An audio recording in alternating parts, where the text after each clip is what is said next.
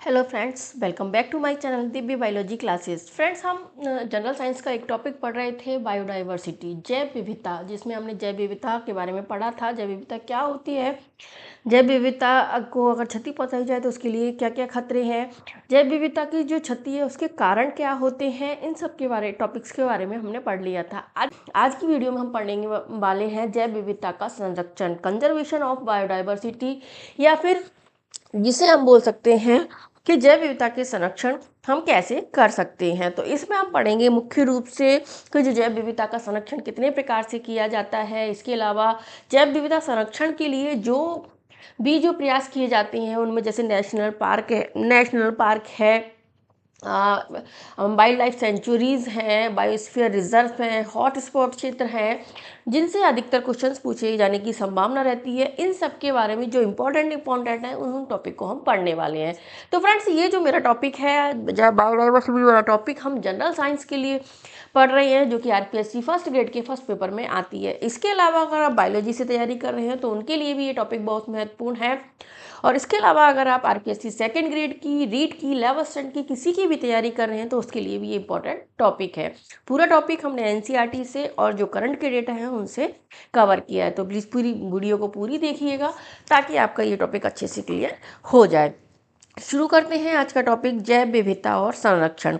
तो conservation of biodiversity क्या होता है? कंजर्वेशन कि जब हम संपूर्ण पारितंत्र को सुरक्षित या संरक्षित करते हैं तो उसके जैव विविधता के सभी स्तर सुरक्षित हो जाते हैं। यानी हमारा जो पर्यावरण है या हमारा जो इकोसिस्टम को हम सुरक्षा प्रदान करने की कोशिश करते हैं तो हमारी बायोडाइवर्सिटी ऑटोमेटिक सुरक्षित हो जाती है। इससे पेड़ पौधे हमारे सुरक्षित होते हैं और इससे हमारे जीव जंतु हैं वो भी सुरक्षित हो जाते हैं। जैव विविधता का संरक्षण न केवल पर्यावरण बल्कि मानव सभ्यता के अस्तित्व के लिए भी अपरिहार्य है, क्योंकि अगर हमें ऑक्सीजन चाहिए, भोजन चाहिए, पानी चाहिए, ये सारी व्यवस्था अगर हमें चाहिए तो हमें जैव विविधता को संरक्षित करना ही होगा। तो संरक्षण हम कितने प्रकार से कर सकते हैं? जैव विविधता के संरक्षण के लिए मुख्य रूप से 2 प्रकार से इसका संरक्षण किया जाता है। एक तो इसका होता है स्वस्थानीय या इन सिटू संरक्षण। ध्यान रखना फ्रेंड्स, इनमें से क्वेश्चन पहले पूछे गए हैं, दोनों ही संरक्षण महत्वपूर्ण है। दूसरा संरक्षण होता है बाह्य स्थानीय या एक्स सिटू संरक्षण, या कंजर्वेशन उसको बोलते हैं। तो दोनों संरक्षण क्या होते हैं? पहले हम पढ़ते हैं स्वस्थानीय या इन सिटू संरक्षण। जैसे नाम से पता चल रहा है, स्वस्थानीय यानी उनके ही आवास में संरक्षण करना स्वस्थानीय या इन सिटू संरक्षण कहलाता है। इसके एग्जाम्पल्स भी कई बार पूछे गए हैं, तो इस टॉपिक को अच्छे से पढ़ना है। जब किसी जीव के विलोपन के संकट से उनके प्राकृतिक आवास में ही सुरक्षा दी जाती है तो इस प्रकार के संरक्षण को इन सिटू संरक्षण या स्वस्थानीय संरक्षण कहते हैं।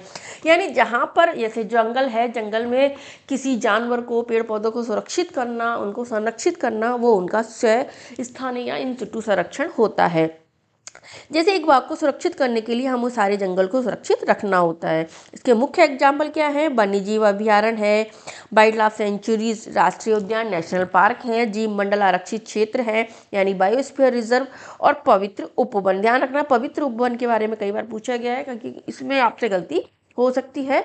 तो पवित्र उपवन है, ये क्षेत्र है वो इन सिटू संरक्षण के अंतर्गत आते हैं। इनके एग्जाम्पल्स आपको याद होने चाहिए। आगे है हमारा बाह्य स्थानीय या एक्स सिटू संरक्षण। यानी नाम से पता चल रहा है बाह्य स्थानीय यानी स्थान से बाहर लेकर किसी भी जीव को या वनस्पति को सुरक्षित करना। जब किसी जीव का विलोपन का संकट होता है, यानी वे जीव जिनके निकट भविष्य में वन में विलुप्त होने का अधिक संकट है, उसको बचाने के लिए हमें त्वरित सहायता की आवश्यकता होती है। इस स्थिति को हम बाह्य संरक्षण या एक्स सिटू संरक्षण कहते हैं। यानी जब कोई जीव विलुप्त होने की कगार पे होता है तो उससे हमें संरक्षण देने के लिए बाह्य प्रयासों से संरक्षण दिया जाता है, यानी उनके आवास से निकालकर उसके दूसरे स्थानों पर संरक्षित किया जाता है। उस प्रकार के संरक्षण को एक्जिस्टिव संरक्षण कहते हैं। जैसे टाइगर है, अच्छा अगर अपने स्थान पर सुरक्षित नहीं है तो उसे जैसे सफारी पार्क होते हैं, जंतु पार्क होते हैं, उनमें लाके सुरक्षित किया जाता है ताकि वहाँ पर वो अच्छे से जी सकें। तो इस प्रकार के संरक्षण को एक्जिस्टिव संरक्षण कहते हैं। इस संरक्षण में संकटोत्पन्न पादप और जंतुओं को बाह्य स्थानीय या एक्जिस्टिव संरक्षण उनके प्राकृतिक आवास से अलग एक विशेष स्थान पर उनकी अच्छी देखभाल की जाती है और उनको सावधानी पूर्वक संरक्षित किया जाता है। इसके एग्जाम्पल देखें, जंतु उद्यान है, वनस्पति उद्यान यानी बॉटनिकल गार्डन्स हैं, चिड़ियाघर है हमारे, सीड बैंक है और वन्य जीव सफारी पार्क है, इनके माध्यम से यहाँ पर इनको सुरक्षा दी जाती है। तो 22 स्थानीय एग्जीक्यूटिव संरक्षण क्या है? प्राकृतिक आवास से निकालकर तुरंत सहायता देने वाला स्थान। और इसके एग्जाम्पल्स हैं जंतु उद्यान, वनस्पति उद्यान या बॉटनिकल गार्डन, चिड़ियाघर, सीड बैंक और वन्यजीव सफारी पार्कों के माध्यम से सुरक्षा। तो इंस्टीट्यूट और एग्जीक्यूटिव जो संरक्षण किया जाता है उसके एग्जाम्पल्स आपको पता होने चाहिए, क्योंकि पहले क्वेश्चन इसमें इस तरह से पूछे गए हैं।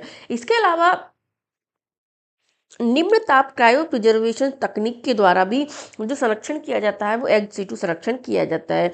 जब संकटग्रस्त जातियों के युग्मक गैविटों को जीवित व जन्म क्षण स्थिति में निम्न ताप पर तकनीकों के द्वारा लंबे समय से परिरक्षित किया जाता है, ताकि भविष्य में उस तरह के उनके जो एग को, उनके गैमेट्स का उपयोग करके उनको वापस से जीवित किया जा सके या फिर वापस से लाया जा सके। तो उस प्रकार के संरक्षण को क्या बोलते हैं? क्रायो प्रिजर्वेशन संरक्षण है, जो भी एग सिटू संरक्षण में आता है। इसके अलावा अंडों का पात्र निषेचन किया जाता है, फर्टिलाइजेशन करके भी, जैसे हाइब्रिड के द्वारा जीवों को उत्पन्न किया जाता है। दूसरा, पादपों के उत्के संवर्धन विधि में जैसे अधन या प्रोपेगेशन किया जाता है। इसके अलावा व्यापारिक महत्व के जो पौधे होते हैं उनके आनुवंशिक प्रभेदों को बीज को लंबे समय तक बीज बैंक में रखा जाता है, जिनका एग सिटू संरक्षण के द्वारा, इस प्रकार के संरक्षण को क्या बोलते हैं? एग सिटू संरक्षण बोलते हैं। इसके एग्जाम्पल्स आपको याद रखनी है। अब हम जब इन सिटू संरक्षण पढ़ते हैं तो इन सिटू संरक्षण में हम बहुत ऐसे क्षेत्रों के बारे में पढ़ते हैं जिनमें जो संरक्षण किया जाता है, तो वो हमारे कौन से मुख्य क्षेत्र होते हैं जिनसे अधिकतर क्वेश्चंस आते हैं। जैसे हॉट स्पॉट क्षेत्र, ये क्या होते हैं हॉट स्पॉट? सबसे पहले हम पढ़ने वाले हैं हॉट स्पॉट क्षेत्र। हॉट स्पॉट क्षेत्र कैसे क्या होते हैं? पृथ्वी का एक ऐसा क्षेत्र जिसमें जीव जंतु और पादप प्रजातियों को स्थानिकता का स्तर काफी ऊंचा होता है। ये बायोडाइवर्सिटी हॉट स्पॉट या जैव विविधता प्रखर स्थल कहलाते हैं। यानी एक ही स्थान पर अगर जीव जंतु और प्रजाति, मतलब काफ़ी वेराइटीज उसकी पाई जाती है, तो उस क्षेत्र को हॉट स्पॉट क्षेत्र कहते हैं। जैसे हमारा जो पश्चिमी घाट एरिया है इंडिया का, जिसमें जैसे केरल है, तमिलनाडु वाला एरिया है, इन एरिया में बहुत अधिक जीव जंतुओं की प्रजातियां पाई जाती है। रेप्टाइल्स, उभयचर बहुत तरीके के पाए जाते हैं, पेड़ पौधे बहुत तरीके के पाए जाते हैं। ऐसे क्षेत्रों को जहाँ पर बायोडाइवर्सिटी बहुत अधिक होती है वहाँ पर हॉट स्पॉट क्षेत्र उसको कहा जाता है। इसके अलावा मतलब उस जगह के स्थान पर दूसरी जगह पर ये जीव जंतु कम पाए जाते हैं, यानी स्थानिकता का स्तर इसलिए इसको ऊंचा माना जाता है। या फिर बोल सकते हैं कि जहाँ स्थानिक प्रजातियां जो केवल वहीं पाई जाती हैं, अधिक होती हैं और उन पर खतरा मंडरा रहा हो, यानी खत्म होने की स्थिति में हो, तो उस क्षेत्र को हॉट स्पॉट घोषित किया जाता है। या फिर जैव विविधता हॉटस्पॉट ऐसे क्षेत्र होते हैं जहाँ पर जातीय समृद्धि बहुत अधिक होती है और उच्च स्थानिकता या एंडेमिज्म देखने को मिलती है, यानी ऐसी जातियां जो अन्य स्थानों पर नहीं होती उसी स्थान पर बहुत अधिक पाई जाती है। जैसे गिर राष्ट्रीय उद्यान है जिसमें केवल शेर है, वो गिर राष्ट्रीय उद्यान में पाया जाता है, तो वो एक हॉट स्पॉट क्षेत्र हो गया। हॉट स्पॉट क्षेत्र की जो पहचान है सबसे पहले 1988 में नॉर्मन मेयर्स नामक एक वैज्ञानिक हुए थे, उन्होंने इसकी खोज की थी हॉट स्पॉट क्षेत्र की। तो ऐसे क्षेत्र जहाँ पर जातियों की समृद्धि अधिक होती है, केवल स्थानिकता यानी इसका स्तर ऊंचा होता है, उसी क्षेत्र में पाए जाते हैं, वो क्षेत्र हॉट स्पॉट कहलाते हैं, जिसकी खोज सबसे पहले 1988 में डॉक्टर नॉर्मन मेयर्स ने की थी। ये जो क्षेत्र होते हैं ये पृथ्वी का केवल 2.3% हिस्सा कवर करते हैं। कितना? 2.3% हिस्सा कवर करते हैं, परंतु इन क्षेत्रों में जो आवासीय जाति है उसकी संख्या बहुत अधिक होती है और इन हॉट स्पॉट क्षेत्रों में विशेष सुरक्षा द्वारा लगभग 30% तक विलोपन को कम किया जाता है। यानी इन हॉट स्पॉट क्षेत्रों में जब जातियों को सुरक्षित किया जाता है, वहाँ पे क्या मानवीय क्रियाकलाप बंद हो जाते हैं, मानवों की जो एंट्री है वो बंद होती है, तो वहाँ पर विलोपन की दर यानी जीव जंतु प्रजातियों की जो विलोपन की दर है उसको 30% तक कम किया जाता है, क्योंकि सबसे अधिक जो हानि होती है मानवीय क्रियाकलापों के कारण ही होती है। संसार में कितने 36 हॉटस्पॉट, ध्यान रखना पूछा जा सकता है, कितने हॉटस्पॉट है पूरे दुनिया में? 36 हॉटस्पॉट क्षेत्र हैं, जिनमें दुनिया की 60% पादप, स्तनिक, पक्षी, सरीसृप, उभयचरी, स्थानिक प्रजातियां, एंडेमिक स्पीसीज पाई जाती हैं। सबसे पहले हमने 25 हॉटस्पॉट क्षेत्रों को पहचाना था, इसके 11 हॉटस्पॉट क्षेत्र भी इसमें शामिल किए गए। तो टोटल मिलाकर हमारी जो वर्ल्ड है विश्व में लगभग 36 हॉटस्पॉट क्षेत्र पहचाने गए हैं। जो क्षेत्र ऐसे क्षेत्र होते हैं जहाँ पर बहुत अधिक प्रजातियाँ पाई जाती हैं, जातियों की विविधता पाई जाती है और इनका स्थानिकता स्तर ऊंचा होता है। हॉट स्पॉट क्षेत्र कैसे बनाई जाती हैं, तो इसके लिए क्या मानदंड है, ये इंपॉर्टेंट है, पूछा जा सकता है। स्थानिकता 0.5% से अधिक या कम से कम 15 स्थानिक संवहनी पौधों की प्रजातियां जब एक स्थान पर पाई जाती है तो वो हॉट स्पॉट क्षेत्र के अंतर्गत आता है।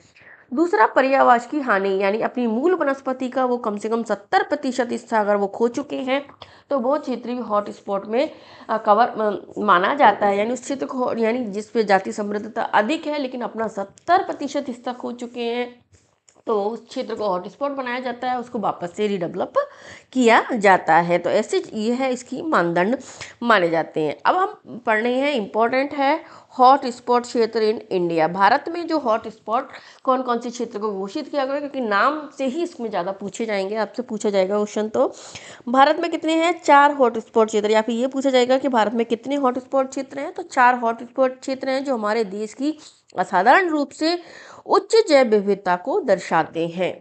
कौन कौन से हॉटस्पॉट क्षेत्र हैं, पूर्वी हिमालय क्षेत्र है, एक पश्चिमी घाट है, एक सुंडरलैंड है, एक इंडो बर्मा क्षेत्र है। यानी 4 हॉटस्पॉट क्षेत्र हैं जो इसमें इंडिया में कवर होते हैं। पूर्वी हिमालय क्षेत्र, संपूर्ण भारतीय हिमालयन क्षेत्र, हमारा जो हिमालय वाला क्षेत्र है वो पूरा इसके अंतर्गत कवर होता है। पाकिस्तान, तिब्बत, नेपाल, भूटान और चीन, म्यांमार क्षेत्र, ये पूरा क्षेत्र है, उसको हॉट स्पॉट के अंतर्गत माना जाता है। जिसमें भारत का कौन सा है, संपूर्ण भारत हिमालयन क्षेत्र इसके अंतर्गत आता है। कौन सा है, ईस्टर्न हिमालय रीजन या पूर्वी हिमालय क्षेत्र भारत का हॉट स्पॉट क्षेत्र है। वैश्विक जैव विविधता हॉट स्पॉट में सबसे इंपॉर्टेंट माना जाता है। यहाँ पे अनूठी वनस्पतियों और स्नो लेपर्ड और रेड पांडा का ये घर है, क्योंकि पूरा हिमालय क्षेत्र है तो इसमें जो हिमालय में पाई जाने वाली स्नो लेपर्ड, रेड पांडा है, वो यहाँ पे मुख्य रूप से पाई जाती हैं। तो भारत का पहला हॉट स्पॉट क्षेत्र कौन सा हो गया, पूर्वी हिमालय क्षेत्र आता है। दूसरा है पश्चिमी घाट, वेस्टर्न घाट, जो मुख्य रूप से भारत और श्रीलंका के अंतर्गत आता है, जिसमें भारत का अधिकतर हिस्सा इसके अंतर्गत आता है। यानी केरल, तमिलनाडु, मद्रास, चेन्नई से लेकर गुजरात तक का क्षेत्र है वो पश्चिमी घाट के अंतर्गत आता है। यानी भारत का जो पश्चिमी तट है वो इसके अंतर्गत आता है। यह क्षेत्र अपनी उच्च स्थानिक प्रजातियां, पौधे, सरीसृप और उभयचर के लिए जाना जाता है। यानी मुख्य रूप से रेप्टाइल्स, विभिन्न प्रकार के सांप और जो मेंढक होती हैं, यहाँ पर सबसे अधिक वैरायटी इनकी पाई जाती है। यहाँ पर जो केरल की साइलेंट वैली है, तमिलनाडु की अन्नामलाई जो वैली है, वैसे महत्वपूर्ण जैव विविधता क्षेत्रों को ये क्षेत्र कवर करता है। इसको सह्याद्री के नाम से भी जाना जाता है, इंपॉर्टेंट है, ध्यान रखना, पश्चिमी घाट क्षेत्र को सह्याद्री के नाम से जाना जाता है। अगर आपसे पूछा जाएगा तो पश्चिमी घाट के बारे में पूछा जाएगा, नहीं तो फिर इनके केवल हॉट स्पॉट क्षेत्र के नाम आपसे पूछे जाएंगे। पश्चिमी घाट क्षेत्र है वो जैव विविधता की दृष्टि से देखें तो भारत का सबसे बड़ा और महत्वपूर्ण भौगोलिक क्षेत्र माना जाता है, क्योंकि यहाँ पर जैव विविधता का स्थानिकता स्तर काफ़ी ऊंचा है। दूसरा, ये भारत के सबसे अधिक जो एरिया है उसको कवर करता है, पूरा जो पश्चिमी क्षेत्र है हमारा उसको कवर करता है। इसके लिए पश्चिमी घाट जो एरिया है भारत में सबसे अधिक क्षेत्र में फैला हुआ है, इसलिए भारत का सबसे बड़ा और महत्वपूर्ण भौगोलिक क्षेत्र इसको माना जाता है। यानी भारत का सबसे बड़ा हॉट स्पॉट क्षेत्र इसके अंतर्गत आता है। तीसरा है सुंडरलैंड। सुंडरलैंड में है निकोबार समूह के जो द्वीप समूह हैं हमारे, वो जो भारत के हैं निकोबार समूह के द्वीप, वो सुंडरलैंड क्षेत्र है वो भारत का कवर करता है। इसके अलावा Indonesia, Malaysia, Singapore, Brunei, Philippines तक ये फैला हुआ है। निकोबार द्वीप समूह अपनी समुद्र तटीय और जैव विविधता के लिए महत्वपूर्ण है। तो सुंडरलैंड क्षेत्र में कौन सा, भारत का निकोबार समूह के द्वीप समूह वाला क्षेत्र कवर होता है। चौथा भारत का हॉटस्पॉट क्षेत्र के रूप में आता है इंडो बर्मा क्षेत्र। उत्तरी पूर्वी भारत, हमारा जो उत्तरी पूर्वी भारत है, केवल आसाम और अंडमान क्षेत्र को छोड़कर इसके अलावा म्यांमार, थाईलैंड, वियतनाम, लाओस और कंबोडिया तक फैला हुआ है। यह वनस्पति और जीवों को एक बड़ी विविधता का समर्थन करता है। तो इस तरह से भारत में 4 हॉटस्पॉट क्षेत्र हैं, ध्यान रखना कौन कौन से हो गए, हमारे पूर्वी हिमालयन क्षेत्र, पश्चिमी घाट है, सुंडरलैंड, इंडो बर्मा क्षेत्र है। जिसमें पश्चिमी घाट है उसमें सबसे ज़्यादा भारत का एरिया कवर होता है, इसके लिए सबसे बड़ा भारत का हॉटस्पॉट क्षेत्र माना जाता है। तो ये पूछा जाएगा कि भारत में कितने हॉटस्पॉट क्षेत्र हैं, उनके नाम पूछे जाएंगे।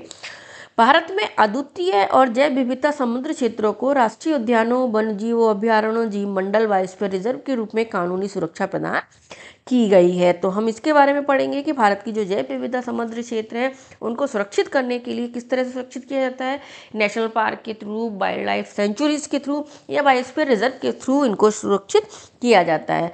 भारत में 18 जीव मंडल संरक्षित क्षेत्र हैं, 107 राष्ट्रीय उद्यान है, 558 वन जीव अभयारण्य है। अभी वर्तमान तक कितने, 18 जीव मंडल संरक्षित क्षेत्र, 107 राष्ट्रीय उद्यान, सॉरी ये 558 नहीं है, अभी 573 वन्यजीव अभयारण्य हमारे हो गए हैं, 573 वन्यजीव अभयारण्य है। इसके अलावा मैंने आपको पढ़ाया था कि जो इंस्टीट्यूट कंजर्वेशन होता है उसमें 4 प्रकार के क्षेत्र आते हैं, राष्ट्रीय उद्यान, बायोस्फीयर रिजर्व आते हैं, वन्यजीव अभयारण्य आते हैं और पवित्र उपवन आते हैं। तो पवित्र उपवन क्या होते हैं और कौन सा क्षेत्र हमारा पवित्र उपवन के रूप में जाना जाता है, उनके बारे में हम पूछ सकते हैं, देख लेते हैं।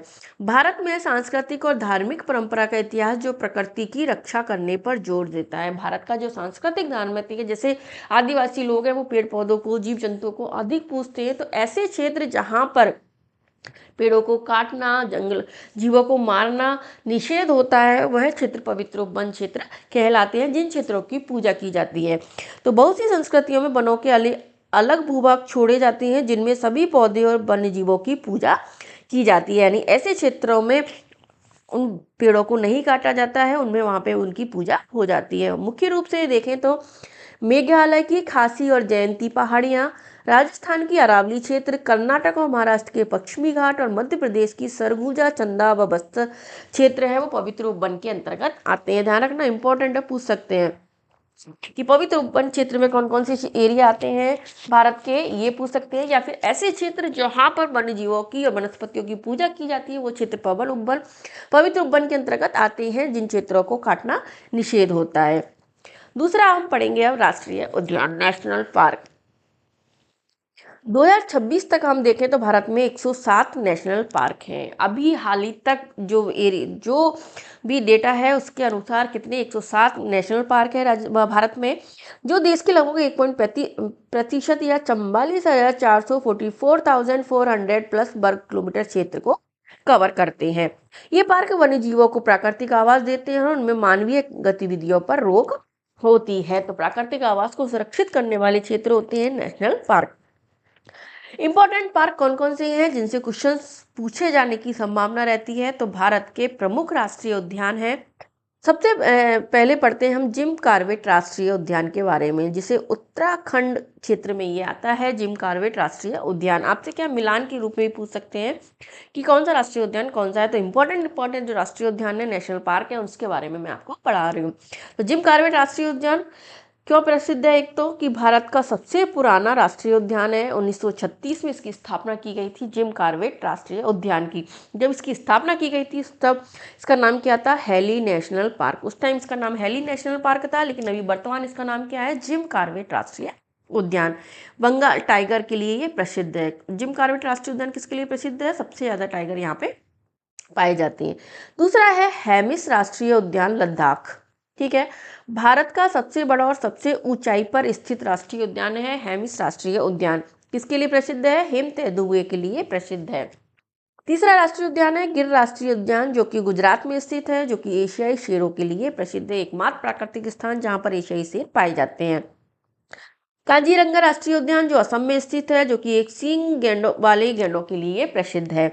सुंदरवन राष्ट्रीय उद्यान जो कि पश्चिमी बंगाल में स्थित है, बंगाल टाइगर और मैंग्रोव वनस्पति हमारे जो एकमात्र क्षेत्र है जहाँ पर मैंग्रोव वनस्पति सबसे अधिक पाई जाती है वो सुंदरवन में पाई जाती है।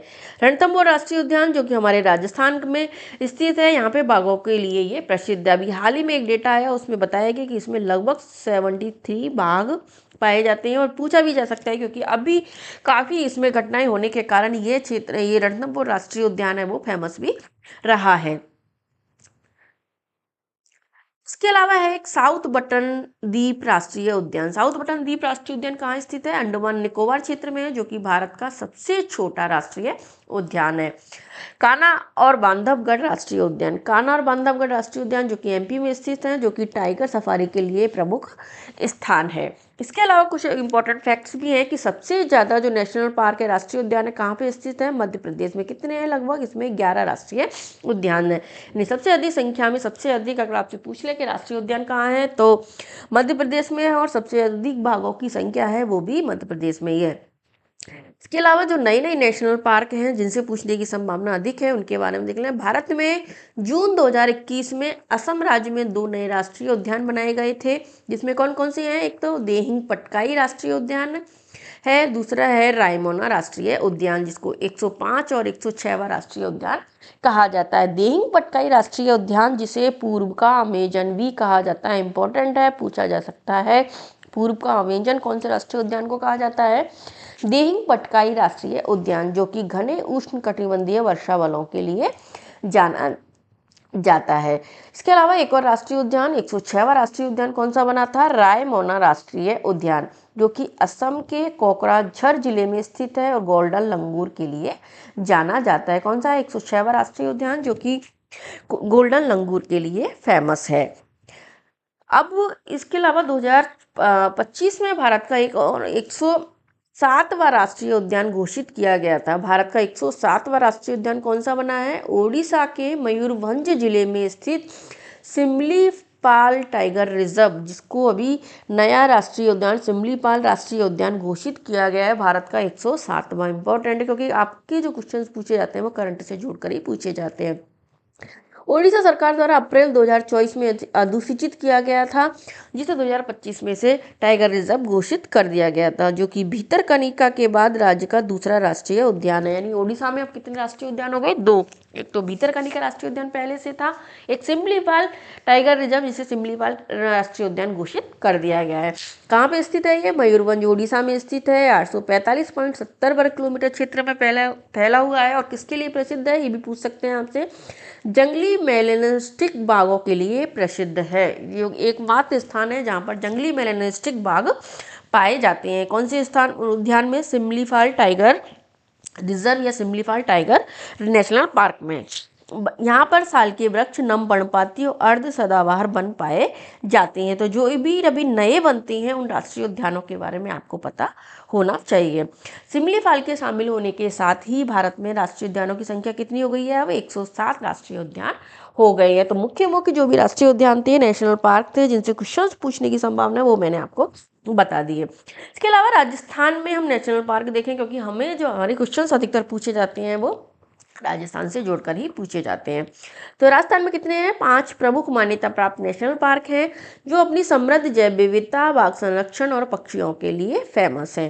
सबसे पहला राष्ट्रीय उद्यान आता है रणथंभौर नेशनल पार्क। कहाँ पे स्थित है? सवाई माधोपुर के लिए। मैंने आपको अभी बताया है ये बहुत अधिक चर्चा में रहा है इस साल, इसके लिए इससे क्वेश्चन आने की अधिकतम संभावना है। मुख्य रूप से इसमें बंगाल टाइगर और ऐतिहासिक रणथंभौर किले के लिए फेमस है। इसकी स्थापना 1980 में की गई थी।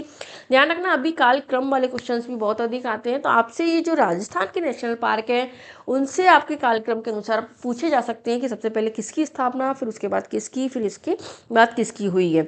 मुख्य जीव यहाँ पे बाघ, तेंदुआ, सांभर, चीतल और नीलगाय पाए जाते हैं। इसकी स्थापना ध्यान रखना, सबसे पहले नेशनल पार्क बना था 1980 में। और अभी वर्तमान में इसमें कितने बाघ हैं ये भी नोट कर लेना आप, 73 बाघ इसके अंतर्गत हैं। केवलादेव घना नेशनल पार्क, ये सभी जानते हैं कहाँ पे स्थित है? भरतपुर में है, जो भारत का दूसरा नेशनल पार्क है। इसकी स्थापना 1981 में हुई थी। 1981 में इसकी स्थापना हुई थी, जिसे पहले भरतपुर पक्षी अभ्यारण्य के नाम से जाना जाता था। और यह एक यूनेस्को विश्व धरोहर शामिल है, यानी विश्व हेरिटेज स्थल माना जाता है यूनेस्को का। ये मुख्य जीव है, ये हजारों दुर्लभ और प्रवासी पक्षियों जैसे साइबेरियन क्रेन का घर है। यानी मुख्य रूप से साइबेरियन क्रेन के लिए फेमस है। 1981 में इसकी स्थापना की गई थी। इसके बाद है तीसरा national park, Sariska national park, जो कि कहाँ स्थित है? अलवर में स्थित है। ये एक महत्वपूर्ण टाइगर रिजर्व है और 1982 में इसे राष्ट्रीय उद्यान का दर्जा दिया गया था। कब बना था ये? तीसरा है 1982 में। रॉयल बंगाल टाइगर के सफल पुनर्वास के लिए प्रसिद्ध है, यानी वापस से रॉयल बंगाल टाइगर को यहाँ पर स्थापित किया गया है। कहाँ से? रणथंभौर से भी लाया गया है, कुछ एमपी से इसमें लाया गया है। तो सफल पुनर्वास यहाँ पे किया गया है, जिससे बाघों की संख्या में वृद्धि हुई है। तो सफल पुनर्वास के लिए प्रसिद्ध है। इसके अलावा यहाँ पे बंगाल टाइगर, तेंदुए, सांभर, नीलगाय भी पाए जाते हैं। ध्यान रखना, रॉयल बंगाल टाइगर का सफल पुनर्वास कहाँ पे किया गया है? सरिस्का नेशनल पार्क में। चौथा नेशनल पार्क आता है हमारा डेजर्ट नेशनल पार्क, जो कि जैसलमेर और बाड़मेर एरिया में स्थित है। ये भारत के सबसे बड़े राष्ट्रीय उद्यानों में से एक है, क्योंकि इसका एरिया बहुत अधिक है और ये थार के रेगिस्तान के पारिस्थितिकी तंत्र को दर्शाता है, यानी थार के रेगिस्तान के इकोसिस्टम को दर्शाने वाला डेजर्ट नेशनल पार्क है। इसकी स्थापना 1980-81 में हुई थी और मुख्य रूप से ये संकटग्रस्त ग्रेट इंडियन बस्टर्ड, पूछा जाएगा आपसे क्वेश्चन तो यह है कि संकटग्रस्त ग्रेट इंडियन बस्टर्ड गोडावन का प्रवास स्थल कौन सा नेशनल पार्क है? डेजर्ट नेशनल पार्क, जो कि जैसलमेर बाड़मेर में स्थित है। इसके अलावा राजस्थान का राज्य पक्षी चिंकारा भी यहाँ पे पाया जाता है। तो ये दोनों चीज़ें आपको याद रखनी है। चौथा नेशनल पार्क है हमारा मुकंदरा हिल्स दर्रा राष्ट्रीय उद्यान, जो कि कहाँ पड़ता है? कोटा चित्तौड़गढ़ के एरिया में पड़ता है। यह राज्य का तीसरा राष्ट्रीय उद्यान है, जो कि 3 वन्यजीव अभ्यारण्यों दर्रा, चंबल और जवाहर सागर को मिलाकर बनाया गया है। कौन कौन से अभ्यारण्य जोड़े गए हैं इसमें? दर्रा, चंबल और जवाहर सागर अभ्यारण्य को मिलाकर बनाया गया है। और ये कहाँ है? ये है, इसकी स्थापना 2006 में की गई थी।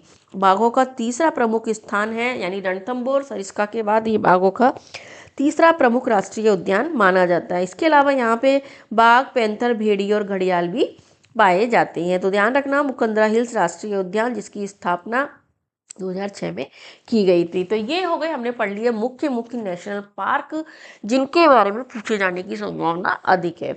अब हमें भारत के वन्यजीव अभ्यारण्य वाइल्ड लाइफ सेंचुरीज के बारे में पढ़ लेते हैं। तो वाइल्ड लाइफ सेंचुरी में देखें तो भारत में कितनी 573 वाइल्ड लाइफ सेंचुरीज हैं, जो कि 1,23,700 वर्ग किलोमीटर क्षेत्र को कवर करती हैं। कितना एरिया? 1,23,762 वर्ग किलोमीटर क्षेत्र को कवर करती हैं। ये स्थान लुप्त प्राय प्रजातियों और प्राकृतिक आवासों की सुरक्षा करते हैं। लुप्त प्राय प्रजातियों यानी जो खत्म होने वाली प्रजातियां हैं, उन क्षेत्रों को वाइल्ड लाइफ सेंचुरीज के अंतर्गत शामिल किया जाता है। ध्यान रखना, दोनों चीज़ों में फ़र्क बता देती हूँ आपको कि नेशनल पार्क जो होते हैं उनमें और वाइल्ड लाइफ सेंचुरीज में क्या फ़र्क होता है। ये जो वाइल्ड लाइफ सेंचुरीज होती हैं उनमें केवल एक जीव को सुरक्षा दी जाती है, यानी जो लुप्त प्राय जीव है कोई, उस एक वन्य जीव की सुरक्षा की जाती है। लेकिन जो नेशनल पार्क होती हैं उनमें एक से अधिक जीवों को एक ही स्थान में एरिया में सुरक्षा किया जाता है और एक बहुत बड़ा एरिया इसका कवर किया जाता है। तो दोनों में मुख्य रूप से फर्क यही होता है कि नेशनल पार्क में एक से अधिक वन्य जीवों को सुरक्षा प्रदान की जाती है, वनस्पति को सुरक्षा दी जाती है, और जो वन्य जीव अभ्यारण्य होते हैं उनमें केवल एक जो लुप्त होने वाली प्रजाति होती है उसकी अधिक सुरक्षा प्रदान की जाती है। भारत के प्रमुख वन्यजीव अभ्यारण्य यानी मेजर वाइल्ड लाइफ सेंचुरीज हैं, उनके बारे में हम देख लेते हैं। मुख्य रूप से जहाँ से क्वेश्चन अधिक पूछे जाते हैं, काजीरंगा वन्यजीव अभ्यारण्य कहाँ पे स्थित है? असम में। इनके जगह का नाम याद रखना कि कौन से स्टेट में ये आते हैं। काजीरंगा वन्यजीव अभ्यारण्य जो कि एक सींग वाले गैंडों के लिए प्रसिद्ध है, या फिर आपसे ऐसे क्वेश्चन पूछा जाएगा कि एक सींग वाले गैंडों के लिए कौन सा अभ्यारण्य फेमस है। दूसरा है सुंदरवन वन्यजीव अभ्यारण्य, जो कि पश्चिमी बंगाल में है। ये बंगाल टाइगर और मैंग्रोव के लिए प्रसिद्ध है। तीसरा अभ्यारण्य है पेरियार वन्यजीव अभ्यारण्य, जो कि केरल में स्थित है। हाथी और बाघ के संरक्षण के लिए फेमस है। मुख्य रूप से ये हाथियों के संरक्षण के लिए जाना जाता है। सरिस्का वन्यजीव अभ्यारण्य राजस्थान में है, जो कि बाघों के लिए फेमस है। कच्छ रेगिस्तान वन्यजीव अभ्यारण्य, ध्यान रखना कच्छ वाला एरिया जो रेगिस्तान को कवर करता है वो वन्यजीव अभ्यारण्य जो गुजरात में स्थित है, भारत का सबसे बड़ा वन्यजीव अभ्यारण्य है। एक है वेदांतखल पक्षी अभ्यारण्य तमिलनाडु, यानी भारत का सबसे पहला पक्षी अभ्यारण्य जो कि 1936 में बना था। वेदांतखल पक्षी अभ्यारण्य कहाँ स्थित है? तमिलनाडु में स्थित है। तो इस तरह से ये कुछ वन्यजीव अभ्यारण्य, क्योंकि वन्यजीव अभ्यारण्य 573 है, बहुत अधिक है, लेकिन जो मेजर है जहाँ पर स्पेशल जो लुप्त प्राय जाति उनको सुरक्षित किया जाता है उनके बारे में हमने देख लिया। इसके अलावा एक और इम्पॉर्टेंट पॉइंट है कि अंडमान निकोबार क्षेत्र एक ऐसा है, अंडमान निकोबार हमारा जो केंद्र शासित प्रदेश है वो ऐसा स्थान है यहाँ पे सबसे अधिक अभ्यारण्य है, कितने 97 अभ्यारण्य यहाँ पर स्थित है। इसके अलावा अब हम देखते हैं राजस्थान के प्रमुख वन्यजीव अभ्यारण्य। फ्रेंड्स, इंडिया के साथ आपको राजस्थान की जो भी सेंचुरीज है, नेशनल पार्क है, उनके बारे में ज़्यादा डिटेल में पढ़ना है, क्योंकि आपसे क्वेश्चन अधिकतर यहीं से पूछा जाएगा। तो सरिस्का टाइगर रिजर्व जो हमने पढ़ लिया था, अलवर में है, बाघों के लिए फेमस है। ताल छापर अभ्यारण्य चूरू में स्थित है, जो कि काले हिरण और प्रवासी पक्षी कुर्जा के लिए फेमस है। माउंट आबू वन्यजीव अभ्यारण्य सिरोही में स्थित है, जंगली मुर्गों के लिए फेमस है, ये क्वेश्चन आया हुआ है, इंपॉर्टेंट है।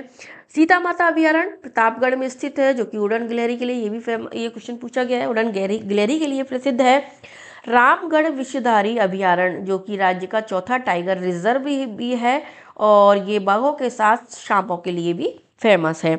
चंबल घड़ियाल अभ्यारण्य कोटा धौलपुर एरिया में आता है, जो कि घड़ियालों के संरक्षण के लिए फेमस है और घड़ियालों का प्रजनन स्थल माना जाता है। यानी चंबल घड़ियाल अभ्यारण्य को घड़ियालों का प्रजनन स्थल भी है, यहाँ पे इनका प्रजनन करवाया जाता है। इसके अलावा कुछ और अभ्यारण्य है, जैसे कुम्भलगढ़ वन्यजीव अभ्यारण्य जो कि राजसमंद, उदयपुर और पाली जिले में फैला हुआ है।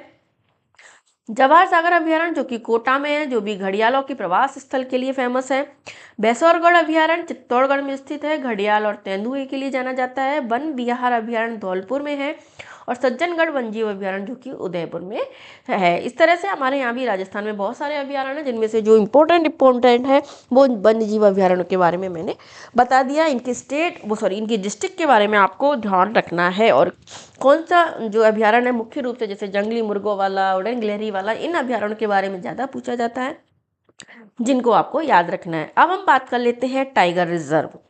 टाइगर रिजर्व एक ऐसे क्षेत्र होते हैं जहाँ पर टाइगर को सुरक्षा प्रदान की जाती है। कम होती प्रजाति है टाइगर की, तो उनको सुरक्षा के लिए स्पेशल क्षेत्र को टाइगर रिजर्व घोषित किया जाता है। भारत में बाघ अभ्यारण्य देखें तो कुल भारत में कितने हैं, 58 बाघ अभ्यारण्य टाइगर रिजर्व हैं, जो देश के 18 से अधिक राज्यों में फैले हुए हैं।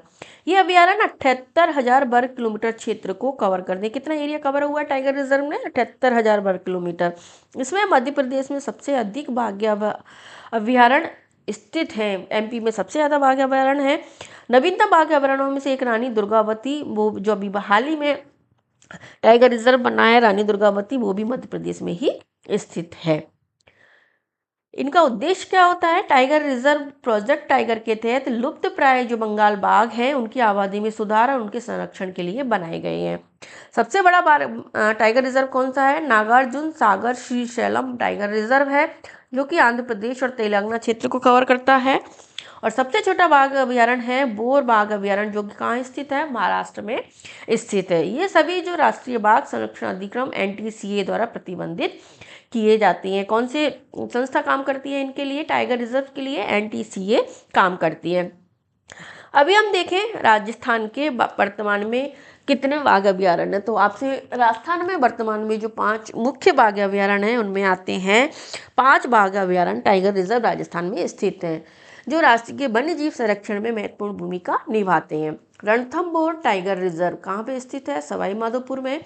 राज्य का पहला और सबसे बड़ा बाघ अभ्यारण्य है, जो कि 1973 में घोषित किया गया था। इसकी स्थापना कब हुई थी, 1973 में। ध्यान रखना, नेशनल पार्क ये 1980 में बना था, लेकिन टाइगर रिजर्व इसको 1973 में बना दिया गया था। दूसरा है सरिस्का टाइगर रिजर्व, अलवर में स्थित है, 1978 में इसे स्थापित किया गया था, जो कि रॉयल बंगाल बाघों के लिए फेमस है। तीसरा है मुकुंदरा हिल्स टाइगर रिजर्व, जो कि कोटा, बूंदी, झालावाड़ और चित्तौड़गढ़ एरिया में आता है, 2013 में घोषित किया गया था। तीसरा टाइगर रिजर्व है रामगढ़ विषधारी टाइगर रिजर्व, बूंदी क्षेत्र में आता है, जो कि 2022 में घोषित किया गया था। राज्य का चौथा टाइगर रिजर्व और भारत का 52वां बाघ अभ्यारण्य है। भारत का कौन सा है, क्योंकि भारत में कितने 58 है, जिनमें 52वां टाइगर रिजर्व कौन सा बना था, रामगढ़ विषधारी टाइगर रिजर्व है। इसके अलावा एक और अभी हाल ही में बना था, धौलपुर करौली टाइगर रिजर्व। यह 2023 में घोषित नवीनतम बाघ अभ्यारण्य है, जो कि भारत का 54वां और राजस्थान का 5वां बाघ अभ्यारण्य है। ध्यान रखना इंपॉर्टेंट है, क्योंकि अभी हाल ही में बना है। तो भारत का 54वां और राजस्थान का 5वां बाघ अभ्यारण्य। इसके अलावा कुंभलगढ़ अभी प्रस्तावित नया टाइगर रिजर्व कौन सा है, कुंभलगढ़ है, जिसे रिजर्व के रूप में विकसित करने की योजना बनाई जा रही है। तो ये हमने अभी तक मुख्य रूप से इसकी सेंचुरीज, हमारी नेशनल पार्क जो इम्पोर्टेंट है, बायोस्फीयर रिजर्व और हमारे जो टाइगर रिजर्व हैं उनके बारे में देख लिया। अब कल की जो क्लास है उसमें पढ़ने वाले हैं जैव विविधता के संरक्षण के लिए जो विश्व स्तर पर क्या क्या सम्मेलन किए गए थे, और एक मुख्य संस्था जो जैव विविधता के लिए काम करती है IUCN, इसकी रेड डाटा लिस्ट के बारे में, हम रेड डाटा बुक के बारे में पढ़ने वाले हैं। थोड़ा सा डिटेल में इसमें पढ़ेंगे क्योंकि इससे क्वेश्चन पहले काफ़ी पूछे गए हैं और आगे भी पूछे जाने की संभावना है। तो फ्रेंड्स, अगर आपको मेरी वीडियो अच्छी लगी हो तो प्लीज़ वीडियो को लाइक कर दो, चैनल को सब्सक्राइब कर लो और भी लोगों को शेयर करो ताकि उन्हें भी इसका फ़ायदा मिल सके। मिलते हैं फिर एक नई वीडियो में। इसके साथ ही ये टॉपिक हमारा कल ख़त्म हो जाएगा।